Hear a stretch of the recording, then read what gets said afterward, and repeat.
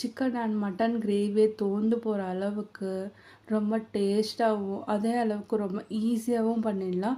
இதை வந்து நீங்கள் பேச்சுலர்ஸாக இருந்தீங்கன்னா இந்த ரெசிபியை ட்ரை பண்ணி பாருங்கள், உங்களுக்கு ரொம்ப பிடிக்கும். இதுக்கு முதல்ல முட்டையை வேக வச்சுக்கோங்க. சால்ட் சேர்த்து முட்டையை வேக வைக்கிறனால முட்டை சீக்கிரம் உடையாது. நெக்ஸ்ட்டு வந்து ஒரு பேனில் 1 டேபிள் ஸ்பூன் மல்லி சேர்த்துக்கோங்க. 8 காஞ்ச மிளகா சேர்த்து நல்லா ரோஸ்ட் பண்ணுங்கள். அதுக்கப்புறம் 1 டேபிள் ஸ்பூன் கசகசா சேர்த்து நல்லா வறுத்துக்கோங்க. சின்ன துண்டு பட்டை, 2 லவங்கம் அதையும் சேர்த்து நல்லா வறுத்துக்கோங்க.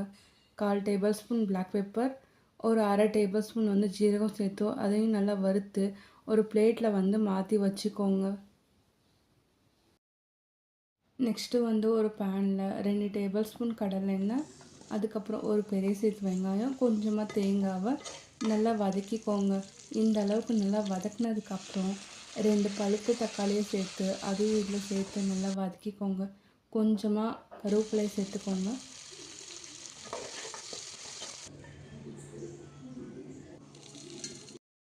இந்த அளவுக்கு நல்லா அரைச்சதுக்கப்புறம் வெங்காயமும் தக்காளியும் இதிலேயே சேர்த்து நல்லா பேஸ்ட்டு பதத்துக்கு அரைச்சி வச்சுக்கோங்க. கொஞ்சமாக தண்ணி சேர்த்துக்கோங்க. சேர்த்து இந்த அளவுக்கு நல்லா அரைச்சி வச்சுக்கோங்க. அதுக்கப்புறம் ஒரு பேனில் 3லேருந்து 4 டேபிள் ஸ்பூன் எண்ணெய், 1 டேபிள் ஸ்பூன் கடுகு, கொஞ்சமாக கருவேப்பிலை சேர்த்து நல்லா வதக்கிக்கோங்க. நம்ம ஆல்ரெடி அரைச்சி வச்சுருப்போம்ல, அந்த பேஸ்ட்டு சேர்த்துக்கோங்க. சேர்த்ததுக்கப்புறம் மிக்சியில் கொஞ்சம் தண்ணி ஊற்றி அந்த தண்ணியை கழுவி அதையும் இதில் சேர்த்து நல்லா மிக்ஸ் பண்ணிக்கோங்க. உங்களுக்கு எவ்வளோ சால்ட்டு தேவைப்படுதோ அவ்வளோ சால்ட் சேர்த்து இந்த அளவுக்கு நல்லா கொதிக்க வச்சுக்கோங்க.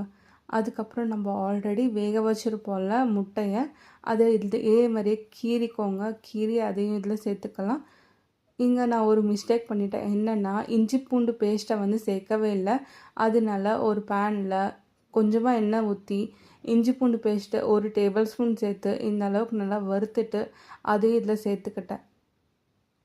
இந்த அளவுக்கு குழம்பு நல்லா கொதித்து அந்த எண்ணெய்லாம் நல்லா மிதந்து வந்ததுக்கப்புறம் வந்து நம்ம ஆல்ரெடி கீறி வச்சுருப்போம்ல அந்த முட்டையை வந்து இதில் சேர்த்து ஒரு 2லேருந்து 3 நிமிஷம் நல்லா கொதிக்க வச்சுக்கோங்க.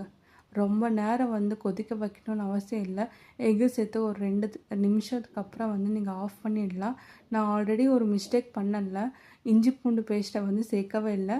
நீங்கள் வந்து கடுகு சேர்த்ததுக்கப்புறம் வந்து இஞ்சி பூண்டு பேஸ்ட்டை சேர்த்து நல்லா வதக்கிக்கோங்க.